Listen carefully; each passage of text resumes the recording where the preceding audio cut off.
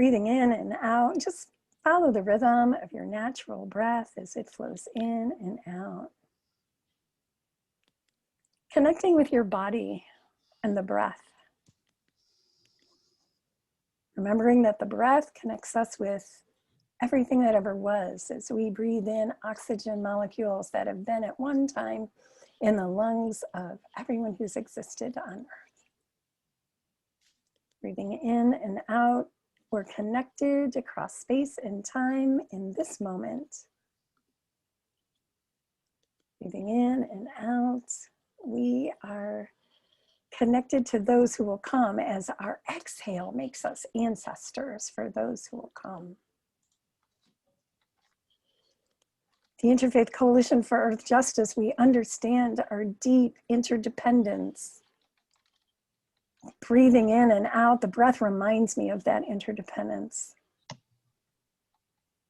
And this fragile, beautiful earth and all the beings on it. The breath connecting us to our body reminds us that bodies count. So take another breath, knowing that the breath connects you with mystery, with love, with earth, and with the cosmos. It's good to be together. We'd like to begin with a land acknowledgement. Where I am in Vista is the land of the Luiseño Nation and the Kumeyaay Nation, where many of you are, if not most of you are, is Kumeyaay land. But here up in North San Diego County, in this portion of the county, it's Luiseño Nation as well. We do this acknowledgement in recognition that we are on stolen land. We recognize and acknowledge the land that we own, that it might spark mindful awareness of these things and must be remembered and not go unspoken in our work of countering racial oppression. We do this in a good way. We give thanks to the spirits of the land for their guiding presence among us. We do this not to be performative, but to be transformative, that as we learn and understand and enter into the struggle of our Indigenous siblings, that we indeed transform the colonization that is ongoing, the oppression that is ongoing. So, beloveds, it is good to be together. I'd like to introduce Phil Petrie, who is gonna guide us in the next section. And this will be short. Thank you, Beth.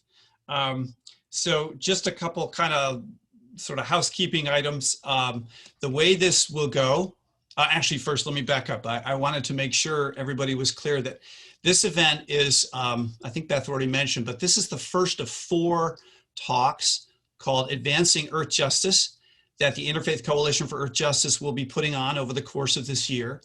And for this very first talk, we are honored to have a co-sponsor, which is San Diego 350's Food and Soil Committee. So we're delighted to work with them. And those are actually both hats that I wear. I'm very involved, deeply involved in both. And the Interfaith Coalition for Earth Justice is deeply involved with San Diego 350. So it's a natural fit. How this is going to go, in just a moment, I'll introduce Aaron, and then he's going to talk for about 30 to 35 minutes. Then we will have Q&A, and the Q&A will be handled by Adrian, who I know is here, and maybe Andy. I'm not sure if Andy's here or not. And so from the chat. So if you would put the questions, you can do them, I think, during the talk if you wish, but if you can put the questions in the chat, Adrian and Andy will be taking those questions and then feeding them to Aaron. We partly just did that because there were 59 people registered. I don't think we have all of you. There's not 59 people here, but anyway, we just felt that would be the better way to go about it.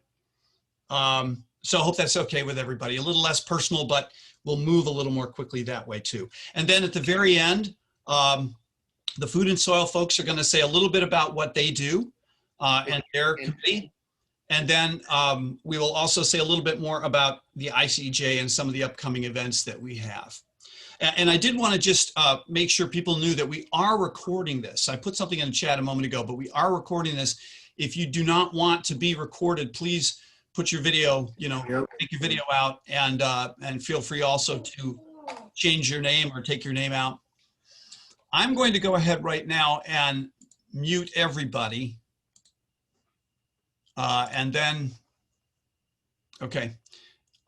people can unmute as they need, Aaron and so forth, obviously. So without more ado, let me introduce Aaron. We should, by the way, we hope to wrap this up pretty much at 8 o'clock. We might go just a little bit over, but Dr. Aaron Gross is a professor at the, I have to cheat, this is crazy, the Theology and Religious Studies Department at the University of San Diego, where my wife teaches. I shouldn't have to cheat at all. He is also the founder of the food and farming advocacy group Farm Forward. And he may tell us a little bit more about that as well. His work on food has been featured in numerous venues, including the New York Times, the Washington Post, and very lately, The Guardian. He's the past president of the Society for Jewish Ethics and author of numerous publications, including Feasting and Fasting, The History and Ethics of Jewish Food. And that was in 2019. And I just wanted to add a personal note here. So I know Aaron, I've known Aaron for as long as we've been in San Diego, pretty much. And approximately 10 years ago, I remember having a conversation with Aaron. We were talking about the future, and he said, one of the major threats in our future will be pandemics. And thinking on that afterwards, I sort of thought, it wasn't that I disbelieved him, but I kind of thought, maybe he's making a bit too much of that, Maybe he's just sort of a little too worried about that particular thing. Wrong. So anyway, Aaron was right on the money. So without more ado, Aaron, take it away. Thanks so much, Phil. And yeah, I wish my thinking that a pandemic might be in our future was wrong. And it's of course not my thinking. I'm really just leaning on folks for decades who have been sounding this alarm, who I've just been repeating. So here we are. We've had this pandemic, and I imagine if you're here, you're probably aware this has something to do with farming. Probably there's some appreciation that we have a farming system, we have a food system which is quite broken in many ways and contributing to a lot of problems in the ecological sphere, in the sphere of racial and economic justice. What I want to do today is try to make a little bit more lucid the ways in which that industrialized animal agriculture, really the dominant form of agriculture we have today, is tied to pandemic risk, and have that be a kind of intelligible thing. My focus is going to be on understanding the mechanisms, not demonstrating to you that the risk is there. Let me share a PowerPoint presentation here. And I trust that folks can see me and the PowerPoint presentation at the same time. So I will turn that off periodically, but I'll be leaving it up. Actually, before I go to that, I wanted to paste into the chat. I found this can be helpful for folks. So I've just put a little outline of 3 key points that I'm going to kind of go over. And for those that like to have a kind of outline, you can refer to that, or you can just listen to what I'm about to present. But I'll break it down into 3 essential points. This is the first point. When we talk about infectious disease of any kind, we're dealing with a zoonotic phenomena. Zoonotic here meaning that it passes between humans and animals. This is not something I fully appreciated. I've been aware for a long time that certain infectious diseases like the flu, influenza viruses, are zoonotic and very dangerous. It's mostly, I didn't have any anticipation, and really nobody did, that it was going to be coronavirus that hit, but we've had massive scientific speculation about influenza, dangerous forms of influenza. coming out. And so I was aware that influenza was zoonotic, but it kind of blew my mind to realize that infectious disease as such, the kinds of diseases that we get from each other, are just overwhelmingly zoonotic. You can capture this whole point with this basic data point from the CDC, which they have all over their website. It's something that they seem to think is important to communicate to the public. That 3 out of every 4 new or emerging infectious diseases in people come from animals. So as I'll march towards explaining why animal agriculture and our current industrial animal agriculture is so dangerous for pandemics, we can see a lot of this is because of really very basic issues here. The primary interaction we have with animal life at this point are the animals we eat. So if we're dealing with infectious disease, really of any kind, probably what's going on in our agriculture is going to be important. The idea behind this that is being championed in the scientific community is this concept of One Health. This is an idea which has been promoted by major kind of health entities all over the world. So the World Health Organization, the Centers for Disease Control would be example of major organizations that have embraced this concept of One Health. The position is formally articulated by this group called the One Health Commission. So you'll see the phrase One Health. I've put it in quotes because nobody owns it. It's all over the place. People are just talking about One Health approaches, but it does have an authoritative body that really is the one everyone's looking to. So that if I'm, wanting to understand what it means when the CDC says they're committed to One Health, I would look to the One Health Commission. And here is their definition of the concept, newly revised post-COVID, by the way, to really clearly communicate. One Health is a collaborative, multi-sectoral, and transdisciplinary approach, working at local, regional, national, and global levels to achieve optimal health and well-being outcomes, recognizing the interconnections between people, animals, plants, and their shared environment. So that's the unique emphasis of this One Health idea. In a moment, I'm going to share some of the ways the CDC talks about the One Health idea, but I want to immediately insert a kind of caution that will give us a picture of how the food industry is trying to co-opt this. So if you look in the screen there, you'll see the Buster sign through this icon, Responsible Animal Care, One Health Certified. That is an icon you might see on chicken products in particular. It's not a huge certification, it's relatively new, but the ambition is to make it one of the most widely kind of visible marks on animal products.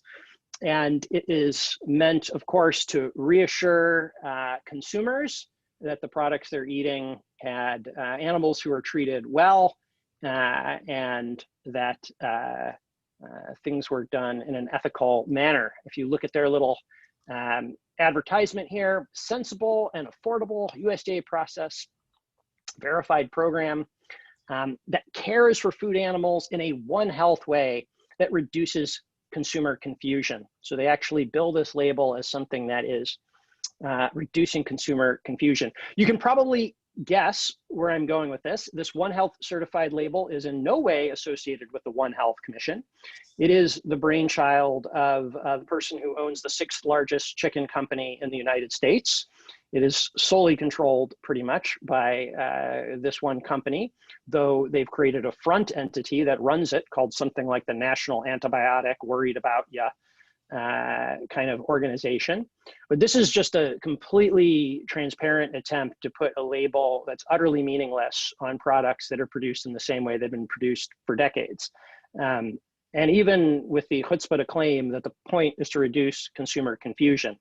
So One Health, while an extremely credible approach validated by scientists from a huge number of nations, it's an extremely, can also just be, someone can just claim to be telling you about One Health and do exactly the opposite.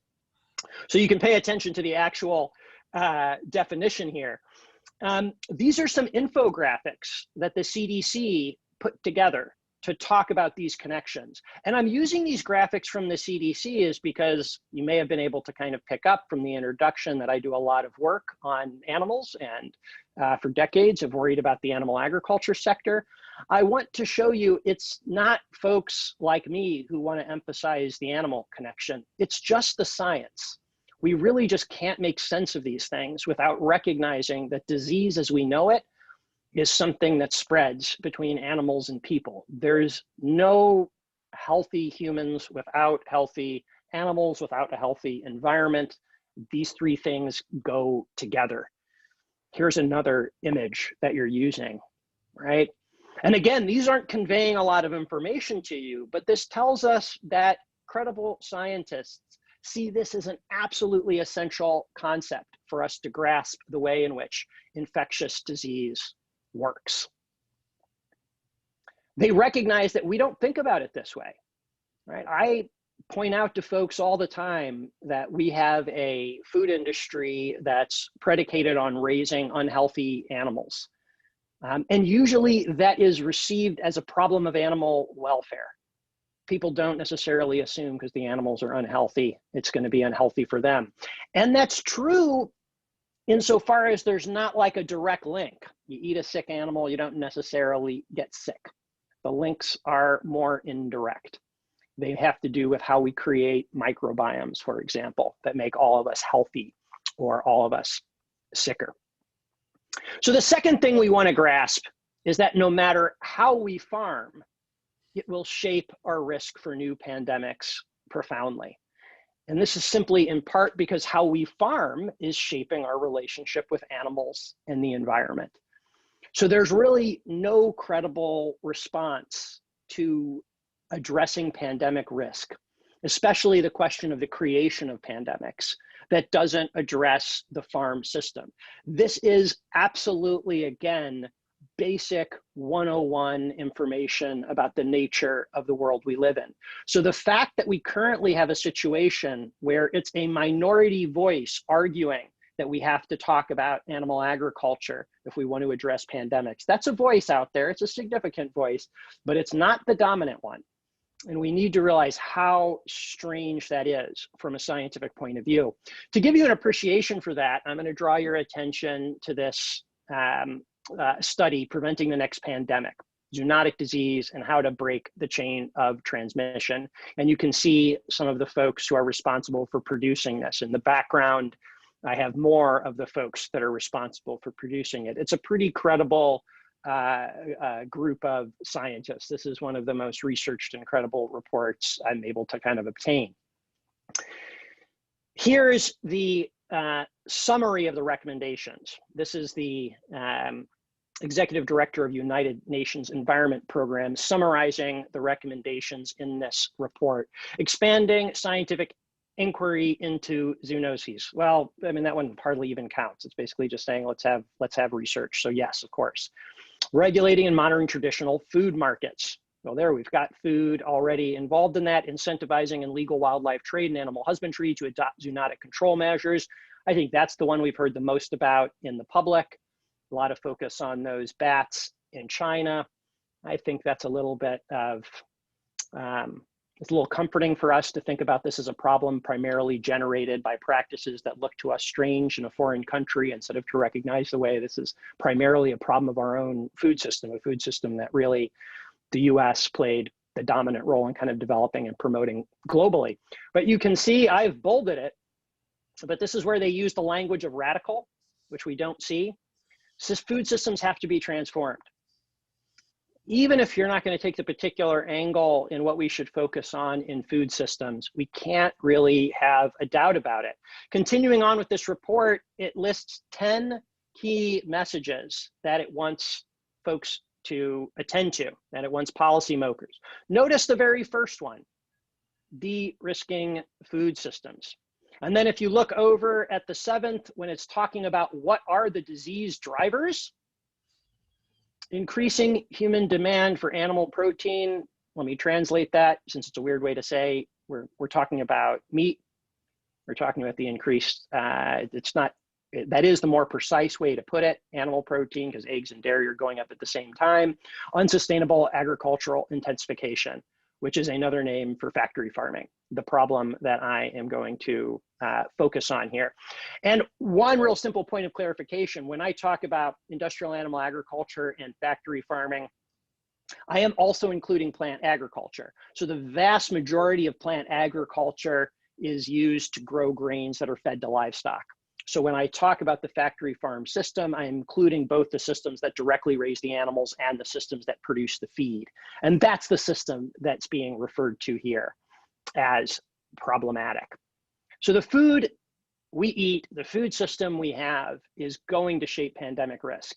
The current direction we're going is a way to maximize it.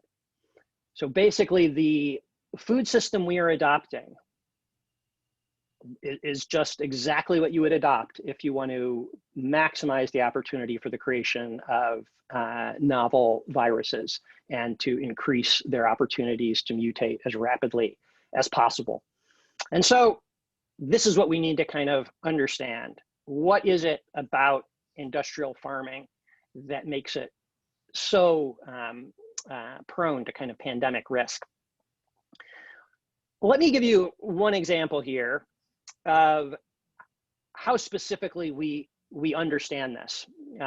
This is a little bit random that I chose this one article. It's particularly well cited, so it was a good choice, but there's, you know, dozens, probably hundreds of articles like this, which are extremely detailed looks where they're looking at particular industrial operations, particular instances of viral mutation. And the poll quote I want to kind of draw your attention to here: there is substantial evidence of pathogen movement between and among these industrial facilities. In this case, this was particularly poultry facilities that they're concerned with, and released to the external environment and exposure to farm workers. There's just incident after incident where we have precise information of this kind.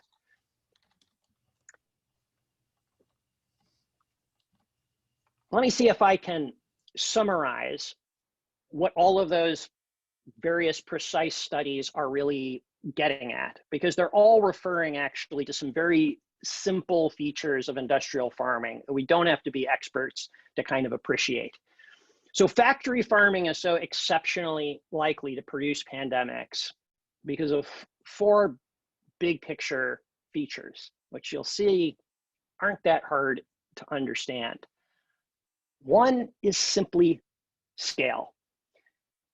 In the poultry industry, we are now in the United States, we produce per capita more than 100 times the number of chickens we did 100 years ago. Now, let me clarify that. I don't mean that we're now eating 100 times as much chicken as we did a long time ago. I mean, for every person that ate one chicken a century ago, that person now eats 100 chickens. And of course, there's more people as well. But this 100-fold increase is the actual increase in chicken consumption.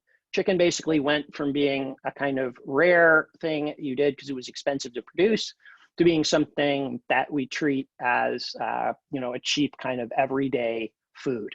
So we now raise 9 billion chickens in the US alone. Globally, about 65 billion.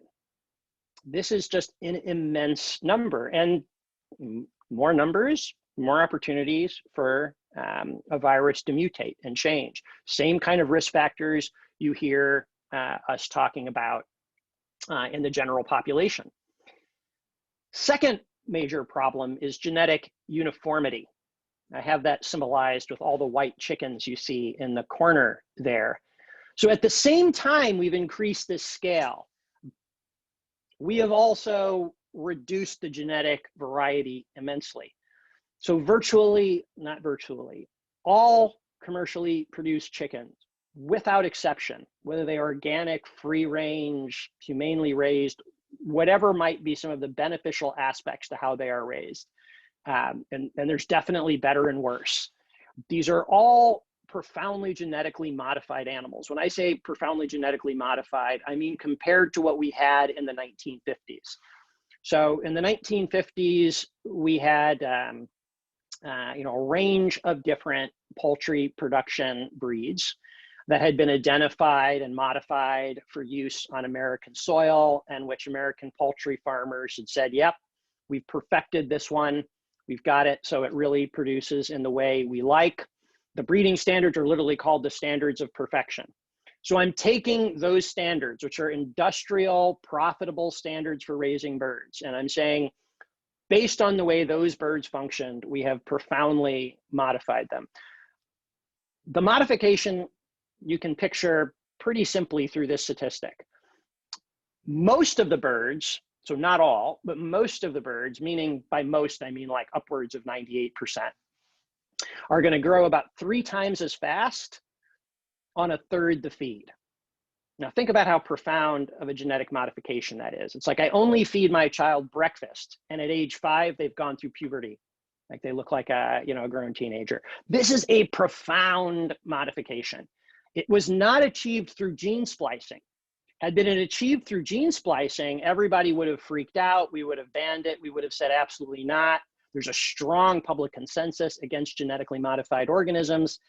But that public consensus is kind of scientifically naive. It assumes that the only way to modify an animal in a genetically worrisome way would be to use these special techniques of gene splicing, where we get bacteria and we're cutting up the actual genome. But in chickens, they figured out how to do intensified breeding, unlike anything that previously preceded it. The industry boasted about how radically different their breeding was for decades. It's called hybrid breeding. That's what they refer to it as. It does not mean taking 2 purebred animals and breeding them together to produce a hybrid. Perfectly innocent thing to do. It involves taking 10 to 20 different lines of specialized birds and crossing them together in a cocktail fashion to produce the dead end bird that's actually raised. I can get more into this if it's of more interest, but I recognize I haven't fully given you a picture of how this system works, but suffice to say, we've got a radically different system for breeding chickens. We've got a radically modified chicken genome, as evidenced by these extraordinary growth rates on less feed, and they are incredibly genetically uniform.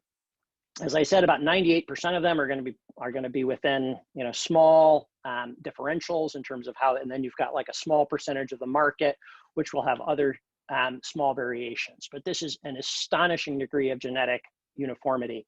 And you can just in your head start to recognize, okay, so this is a population, a virus gets in there that we're worried about mutating, and it's going to easily spread. If it can get one bird sick, it's going to get all the birds sick because they're mostly uniform, and it's going to maximize its opportunities to mutate. To make things a little worse, I always feel like it's like bad news upon bad news. The animals are sick.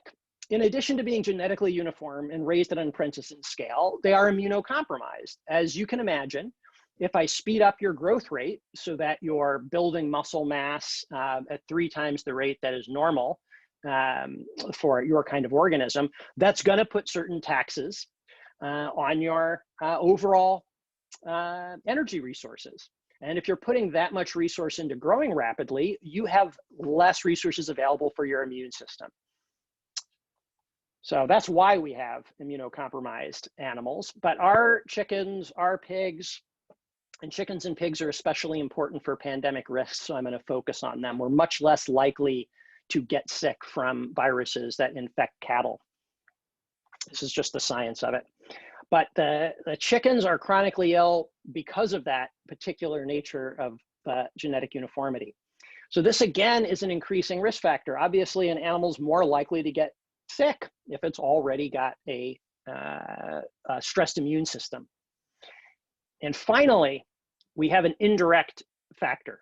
By the way, I don't know why I have that minus sign or dash at the end there. That's just a typo. But factory farming creates indirect pressures that have aggravated pandemics. This would be the way we could link industrial farming with the current coronavirus pandemic. So if we look at the regions in China where we believe the virus came from, We know we have these wet markets you've probably heard a lot about, which we believe were the kind of ground zero. But why do we have those wet markets? Why are people in wet markets trying to sell wild bats as a commercial product in the first place? This is a story that gets us back to industrial farming. So when you introduce industrial farming, as China is aggressively doing and India is aggressively doing, you put a lot of farmers out of business really, really quickly. The same thing happened in the United States, but when the United States did it, we were creating a lot of other jobs. So we don't have a story about sort of dramatic unemployment as a result of this. But in China and India, that has been a big problem. They'll introduce, just to give you a sense, in China, there is a single chicken operation, not a single building, but a single contiguous operation that produces 1 billion chickens per year, the largest of any kind I am aware of. So you've got one facility producing 1 billion chickens. The average size of a traditional flock of poultry is around 20 or 25 birds. So how much income did you just remove from how many people? It creates this kind of problem. In China, it was also particularly significant. They're doing this with pigs at the same time. You create enormous sorts of displacement. And these are folks who all maybe know is animal agriculture and how to work with these animals. So the Chinese government started to promote the use of wildlife as an alternative for incomes lost to farming, and was actively involved in promoting some of this wildlife trade. But it wasn't that they were just so crazy to think, yeah, let's go for wildlife trade. That's a good way to make money. They're dealing with social displacement created by industrial farming. And this pattern has repeated itself all over the world. So a lot of these wet markets where we're getting increased interactions with wild animals and so forth are because of clear cutting and other pressures associated with industrial agriculture. That's an extremely complicated area, which I haven't done justice to. But if we appreciate these kind of 4 basic points, it should light up for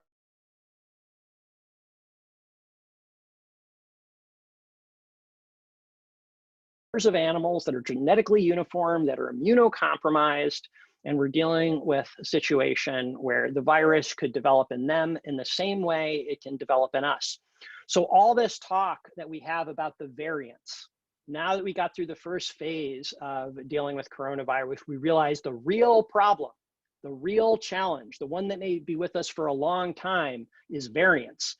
And our challenge is to create a situation where we don't get many variants. And so we're desperate, right, to quickly reduce the population of people who have this virus, because if we don't, we know what happens. And yet while we're doing that, we are expanding the virus's opportunities to mutate in other species. And in pigs and chicken in particular, as I said, they'll move back and forth between pigs and chickens and humans all the time. And this is something which is increasing in frequency. So we can picture it, hopefully, pretty clearly with that kind of image. Let me go back to my PowerPoint.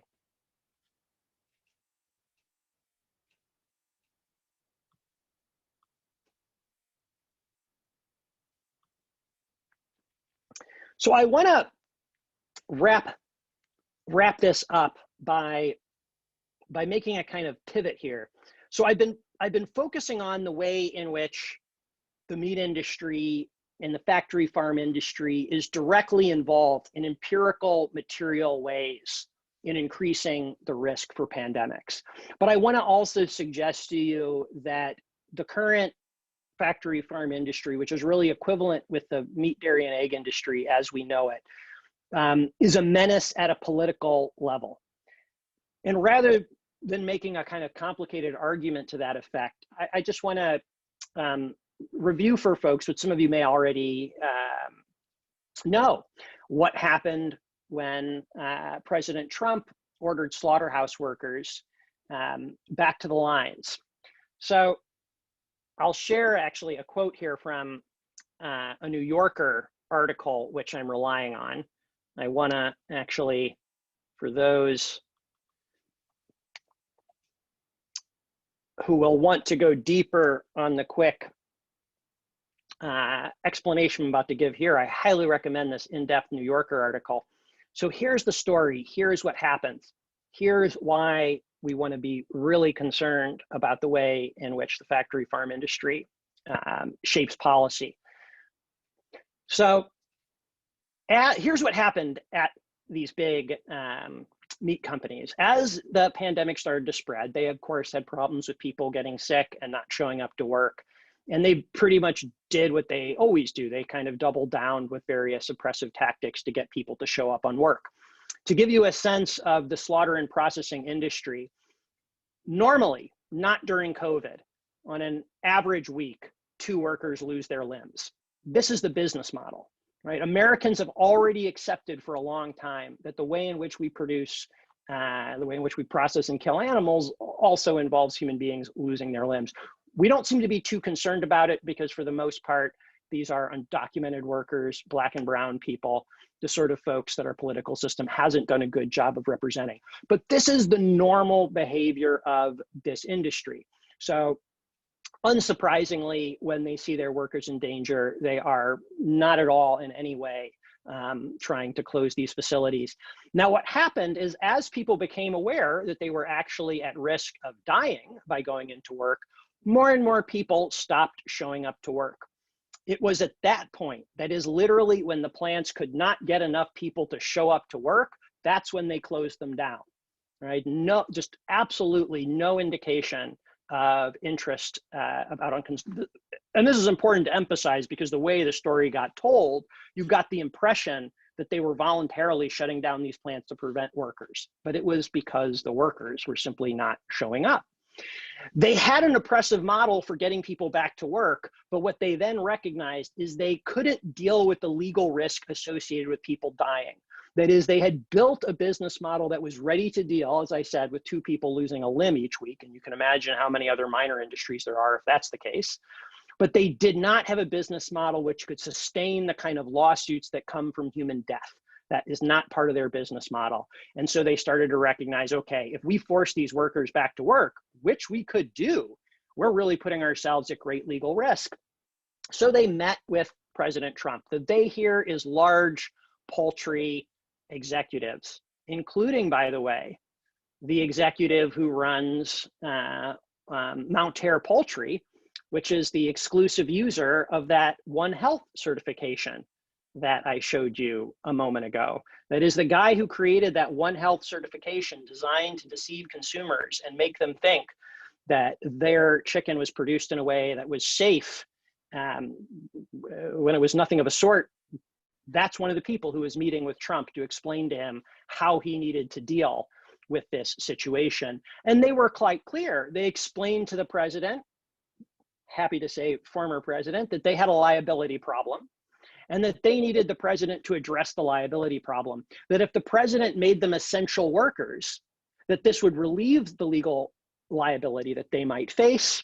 The liability would go to the government, and then they could exercise all of their well-practiced strawman practice, and they could get, indeed, the lines going again. Trump being Trump actually just said this. There's actually footage of him getting out of the meeting, and he says to the American public, there was a liability problem. I have solved it. Let me show you some of the reporting here in the New Yorker as I feel my blood boil going over this again. On April 28th, 48 hours after Tyson Foods, the world's second largest meat company, ran a full-page ad in several newspapers warning that the food supply chain is breaking, Trump issued an executive order defining slaughterhouse workers as essential. So I don't know if other folks remember these full-page ads Tyson played. They included a full-page ad in the New York Times. They generated a tremendous amount of press. I just found it one of the most astonishing examples of irresponsible journalism. They made it sound like there was actually something breaking in the food system. The food system has been broken forever. Nothing new occurred. We just saw the existing problems that activists have been talking about forever. But Tyson had the chutzpah to act like they were raising concern. What they were doing was orchestrating the public noise that needed to be there to support Trump's order. Folks may remember, you know, we had kind of like, was there a meat shortage or something? There was never a meat shortage. We had the opposite of a meat shortage. We had people buying meat in unprecedented quantities and filling their freezers. We never had a meat shortage. We had an exceptional amount of buying. And by the way, if we did have a meat shortage, we have stockpiled meat the quantities of it are astonishing. There's no way one could actually have a meat shortage in the United States. The New Yorker reporter continues. The White House had appointed Cameron to an advisory board on the pandemic's economic impact. Cameron is the guy who owns Mount Air Chicken, right? This is the guy who's inventing the One Health certified. He's also, by the way, to give you a sense of his background, somebody who was pulled out of his schooling when it integrated. He has 2 Black servants that travel with him. I mean, this is a classic old school white supremacist racist.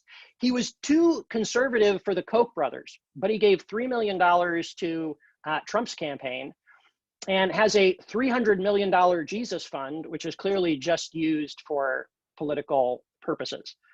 This is the person on the White House committee. The Labor Department released an accompanying statement that all but indemnified companies for exposing workers to COVID-19. It assured employers in essential industries that the agency wouldn't hold them responsible if they failed to follow the CDC's health guidance, along as they made a good faith effort. So in sum, we were ready to send Black and brown people to their death to protect the meat industry. And they have the political power to do this. Unfortunately, I am quite confident that a Democratic president would have done exactly the same thing, and certainly our current president would.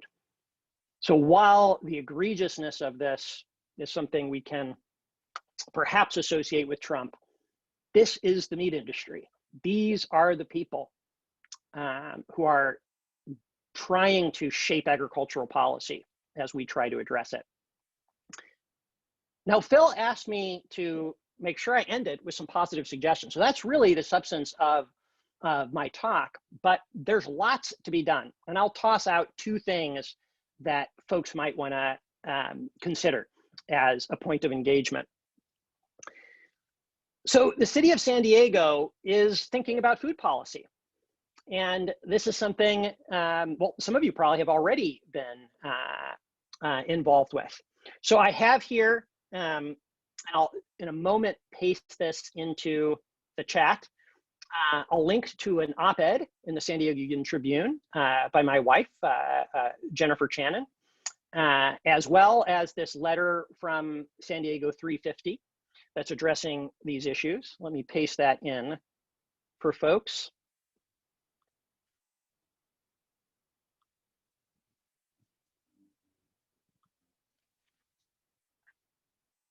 Oh, hold on one moment.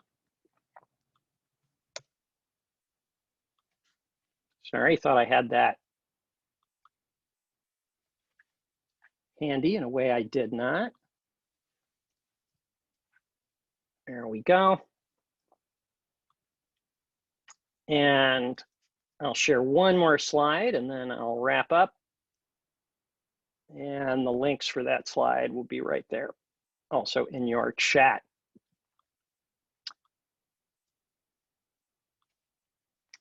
So the implicit thought in this strategy is we've got a meat industry that's really off the rails and really problematic for lots of reasons. I've talked about pandemics, but I'm sure there's lots of folks here who are concerned with the climate change impacts. And there's the real possibility of changing food policy, and San Diego has expressed openness to it. Very similar suggestion is, instead of looking at food in the city, look at it in your particular institution. If you have a religious institution, since we have a religious connection here, I've included links for a Jewish and Christian group, which is associated with this strategy I find particularly straightforward, called default veg. Logic here is simply let's focus on the things that have big impact and that are the least challenging from a kind of cultural point of view. Let's look at default practices. Like you're getting folks together for a little day conference at your church, and you're going to have lunch. So you put out a little flyer and maybe have a little checkbox that says, if you're a vegetarian, you know, check here and we'll make sure we have some food for you. Flipping that so that you start with the climate friendly, pandemic friendly kind of dietary option, and then include the high meat option or the meat option voluntarily. So by focusing just on trying to switch some defaults, so no change in terms of anybody who wants to get something, they get what they want, but you try to shift those defaults is a way in which I think we can affect a lot of dietary change. And of course, helping people understand why would be crucial to that work being powerful. So hopefully those suggestions will be relevant for some folks. And I will pause here and look forward to your questions.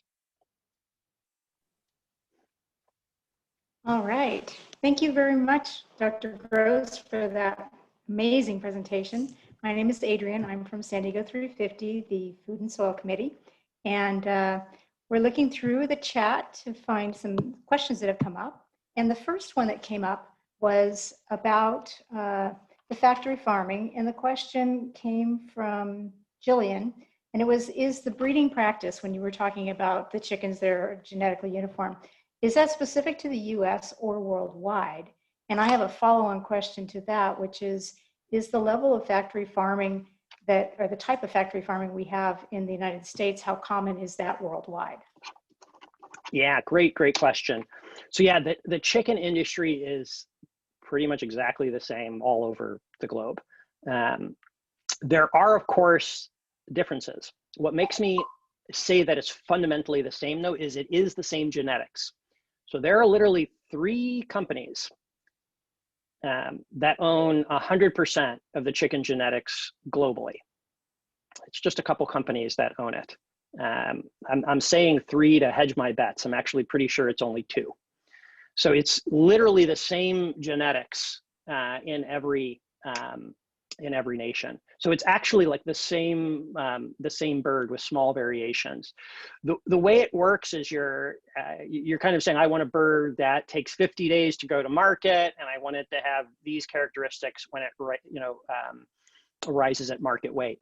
So some people might be wanting the bird that comes in 50 days or 60 days, and they'll order it slightly different, but it's all from a kind of genetically uniform palette, small variations on exceptional genetic uniformity.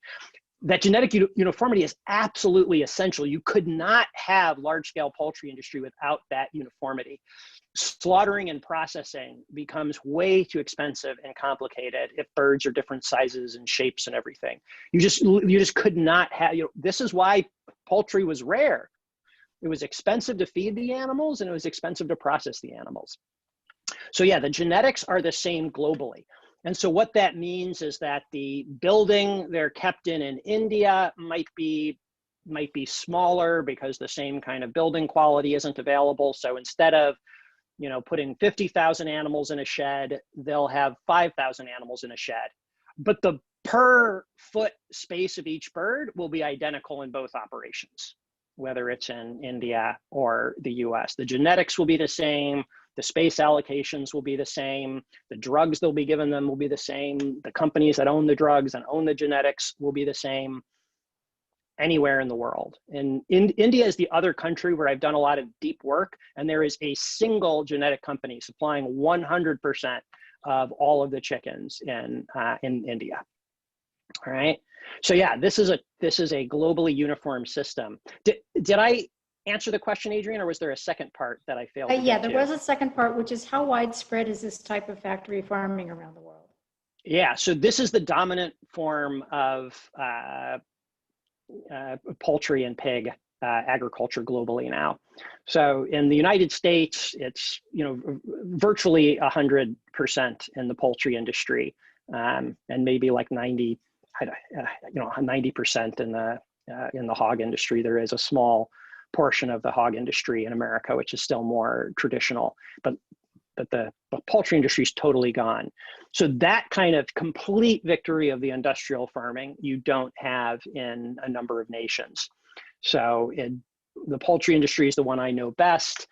In India and in China, you'll see statistics between, maybe 30, maybe 30%, maybe even half of the Indian or Chinese industry, depending on the study, will be in some kind of traditional form, right? But that 50 to 70% is going to be these industrial systems. So basically, traditional systems all over the world, which are quite diverse, are being replaced with a variation on a theme type system that are owned by the same companies, and the genetics are globally controlled. So it's an astonishing amount of global uniformity. Thank you. I think Andy's going to ask the next question. Yeah, Aaron, first of all, thanks so much for the great presentation. Very enlightening. So we have a question here that came in from David Pearl, and it reads as follows. If cattle are less likely to be disease vectors than pigs and chickens, would it make sense to promote grass-fed, grass-finished beef to meat eaters rather than the more common recommendation of favoring chicken over beef because studies indicate it has a lower greenhouse gas impact than factory farmed beef? Yeah, thanks so much for that question, whoever asked it. Because yeah, this is one of the really kind of sad things I've seen happen. So the chicken industry is so sophisticated. I mean, these folks are really good at influencing sectors indirectly. And what I don't, have the details of how this happened, but it's very clear to me that the chicken industry actively targeted kind of environmental groups and tried to suggest to them, oh yeah, we have a helpful solution. You're really concerned about beef. We see that. We'd like to be helpful to you. Chicken has a lower carbon footprint, which is true. It has a lower carbon, it has other problems associated with it, like much greater pandemic risk. So yeah, if you want to lower climate change risk and increase pandemic risk, that's a great recommendation. But even the thought that poultry has a lower footprint would be a bit naive, because we have to look at exactly how that industry is actually functioning politically. And one of the things we would see is that the poultry industry, the feed that's being grown for that industry, is a major driver for some deforestation in a way that would make it, despite the fact that poultry could have a lower carbon footprint, in actual fact it's often having a higher one. So yeah, grass-fed beef is going to be much lower on the pandemic risk, but it's also going to be much better on other issues we might care about. The animals are going to have good lives. We'd have to worry about what happens at the end of their life, but out on pasture is a good life for cattle. So 100% grass-fed animals. I'm not aware of anyone which is complaining about the quality of life they have. And then in terms of ecological impact, this gets more complicated, but we have reason to think that feedlot beef is going to be higher impact than 100% grass-fed. So yes, absolutely. It seems to me that the recommendations to switch from beef to chicken are entirely destructive. And from my perspective, they often are being made by sincere environmentalists. But when I look at the information those environmentalists are relying on, I kind of cringe, because I have this sense of how that information got to them. And it wasn't innocent, and it wasn't really somebody trying to point out a helpful solution. So yeah, 100% grass-fed beef does actually seem like more of an alternative to typical feedlot beef that would actually point in a better direction. Great. Thank you. Thank you. The next question comes from Phil, and he asks if it is possible to return to the smaller scale animal agriculture of a century ago. Probably not, would be my quick answer, but I think it's more complicated than that because of the diversity of the world. In the United States, I feel like that seems fairly hard to imagine that we're going to move in that direction. I mean, you probably have to dig. You know what, Phil, could I ask you to say a bit, because I may be answering the wrong question. Could you say a bit more about what you mean by small farming? Well, I basically mean the kind of, family farm that we sort of think of farming is being about. So one, one family owning a number of cows and a number of pigs or whatever, that kind of thing. I mean, I realized ranches were a lot bigger scale, but. Yeah, it's hard so I think about this mostly in terms of the production kind of machines that are there, and factory farming is so entrenched. I think I'm gonna flip a little bit on my answer. I apologize. I appreciate you letting me kind of think out loud here. It is hard to imagine a kind of complete return to what we had before. So that's why my first kind of response was, I don't see us going back to exactly what we had before. But it's also very clear to me that simply ameliorating or trying to kind of improve the current industrial system is not going to get us far enough. So I'm definitely of the mind we need to do something quite different than the current system. And really what that points is definitely a move back towards those systems, but something that is going to be responsive more to the current situation. I suspect what we're going to probably be looking at, if meat demand remains high, we're probably going to be dealing with part of the solution being finding a way to produce something that tastes like meat that can satisfy that demand, but doesn't have the ecological footprint. So plant-based meat, cell-based meat, might play a very key role. And that could be very, could otherwise have a lot of destructive features to it. It could be very centralized, very processed, but it still could do a lot to reduce carbon impact. If people continue to demand lots of, animal protein like food, I feel like that's the only thing that could meet things in scale. But as people start to accept the notion that maybe animal products will be rarer and more expensive and are willing to accept different price points for the cost of animal products, that's where I think we'll see the move back to small. I mean, in a sense, in boutique operations, this is already what we see. If you have enough money, you can be buying your beef or your pork from a family-owned operation that is working with a lot of the strength of traditional models. So we absolutely can move in that direction. And to give some kind of concrete kind of picture of this, so there's a company many of you may know called Niman Ranch. It has a beef division and a pork division. I won't talk about the beef division, which is very problematic. But the pork division is more than 700 small farmers. And these are truly small farmers. Some of them are really small farmers. Like, it's amazing that they managed to fit them into the system. Like Amish farmers that are working with like a dozen animals are actually among those 700. But by aggregating all of those 700 small farmers and doing some marketing for them under the Niman Ranch brand, they're able to get a premium that allows those farmers to earn a living and continue to do what they're doing.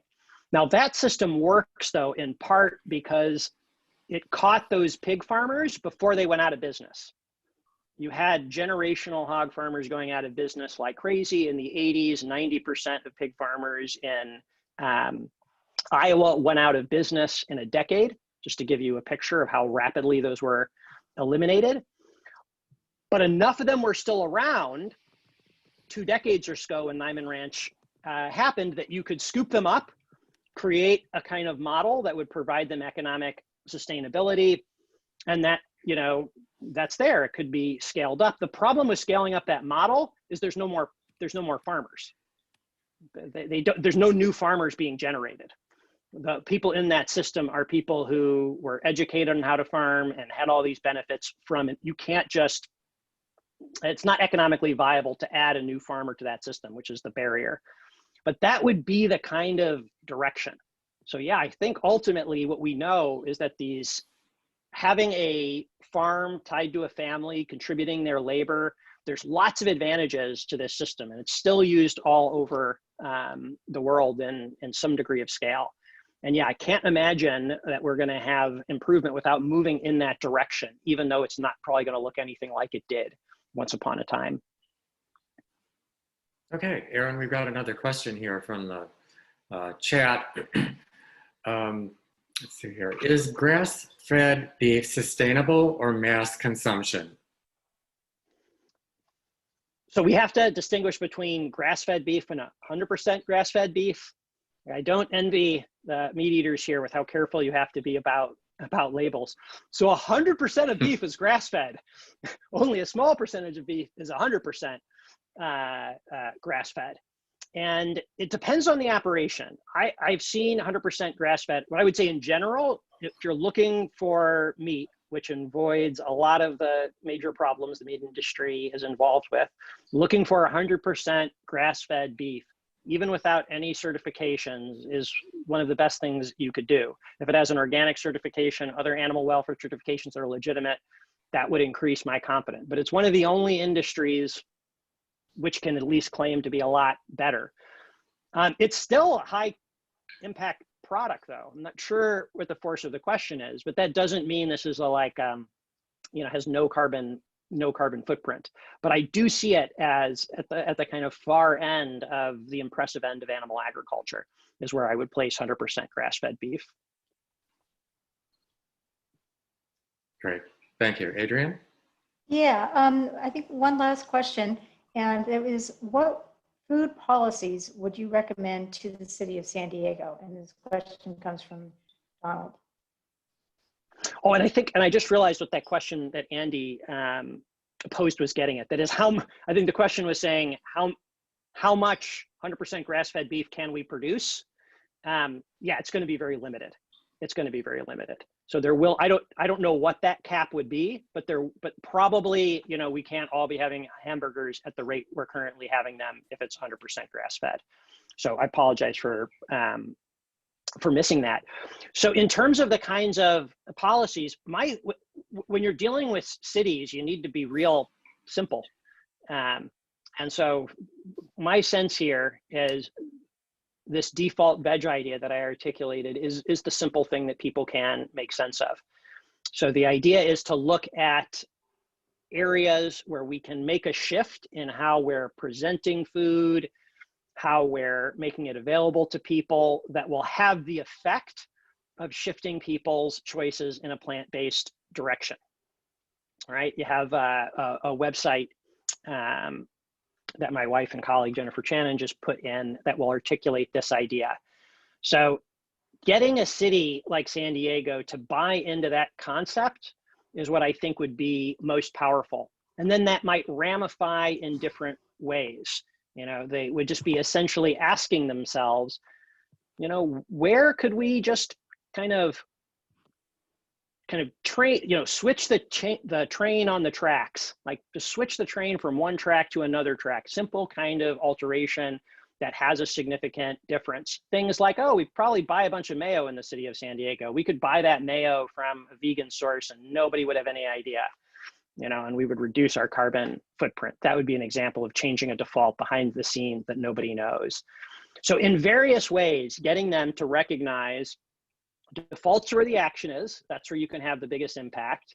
And if you want some kind of good, no nonsense, simple advice, just look for defaults that reduce consumption of animal products. I guarantee you, if you run the data on it, you will find it reduces your carbon footprint. You will find it reduces pandemic risk, going to reduce a lot of animal suffering if that's a concern, but it will deliver on the kinds of metrics that folks care about, which are mostly associated with climate change. We're trying to create better resources to help folks do this.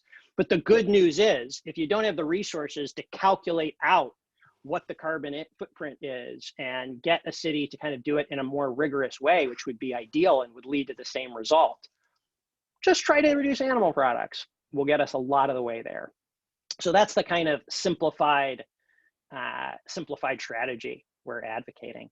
Thanks for the opportunity to clarify. Thank you. So strange. I feel the applause, even though there's. Thanks for the appreciation. There we go. And I think Phil said we're at our limit for questions, so I'll hand it back to Phil.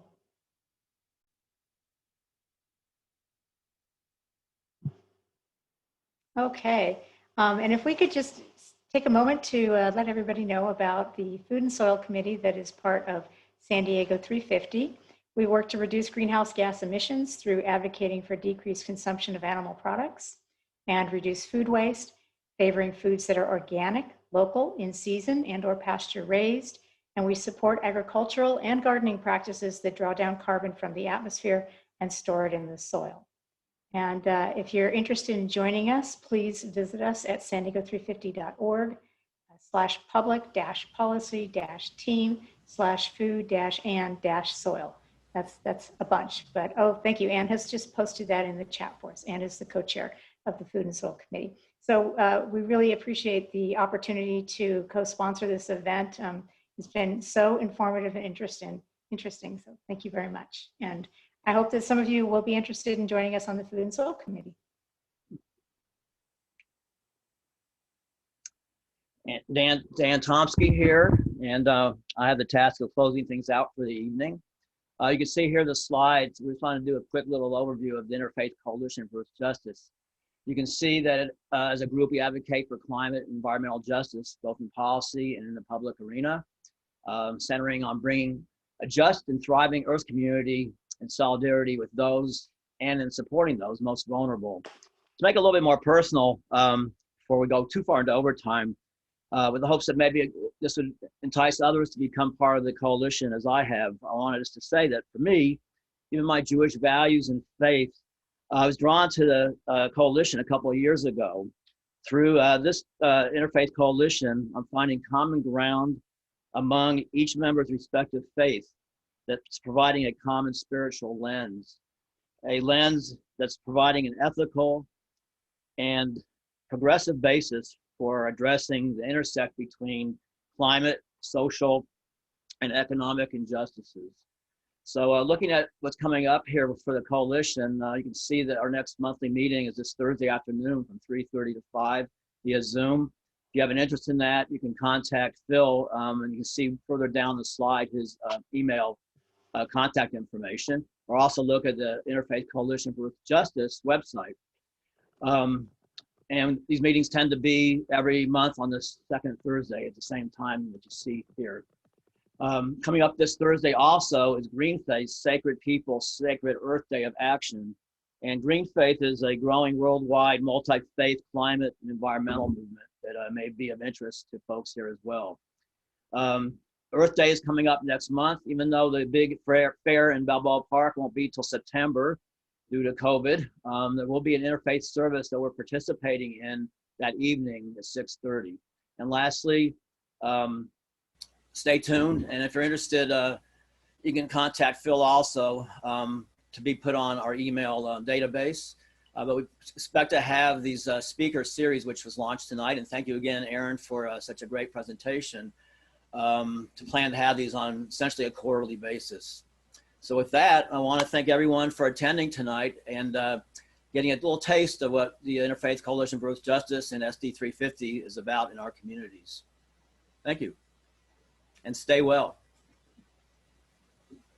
Thank you so much, Aaron. It was amazing and wonderful. Really grateful for everyone who came, aren't we, Dan and Phil? It was wonderful. Thank you. Thanks so much, everybody. This was a delight. Thank you. Terrific job. Good to see you all. Yes, stay in touch, stay connected. I put our Facebook page in the chat as well, the Interfaith Coalition for Earth Justice Facebook page. So you can also check in with us there. Good night. Thank you, Aaron. Thank you. Thank you, Phil. Bye. Everybody. Thanks, everyone. Thank you, guys. Thanks, Bye-bye. Andy. Thank you, Aaron. Terrific.